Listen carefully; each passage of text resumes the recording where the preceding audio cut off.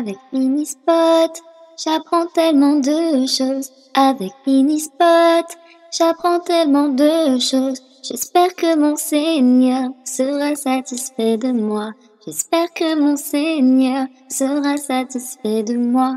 Alhamdulillah, Alhamdulillah, Alhamdulillah, Alhamdulillah. Que l'islam et mon iman soient de plus en plus forts afin d'être auprès d'Allah. Voici le véritable trésor. Assalamu alaikum les enfants. Aujourd'hui, nous allons parler de la jeunesse du prophète Mohammed sallallahu alayhi wa sallam. Le prophète Mohammed sallallahu alayhi wa sallam est le dernier des prophètes.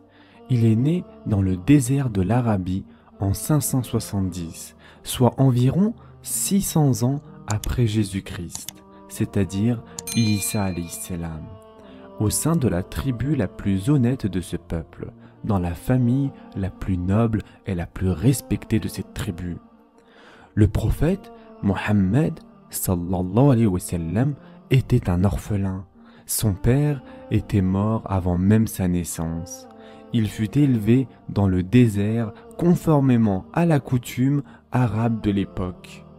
En 576, quand il eut l'âge de 6 ans, il perdit également sa mère, Amina.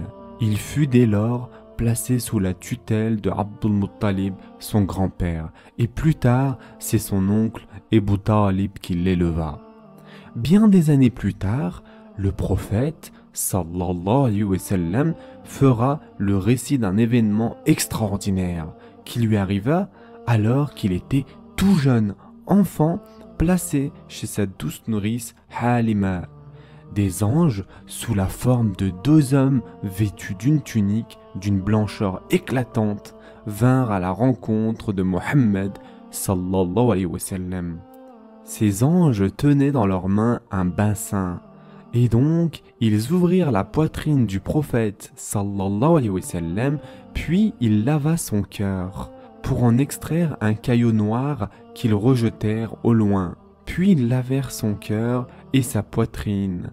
Et ceci, les chers enfants, est mentionné dans les premiers versets de la sourate L'épanouissement, dans laquelle Allah Azza wa Jal dit à Mohammed sallallahu alayhi wa sallam: n'avons-nous pas épanoui ta poitrine?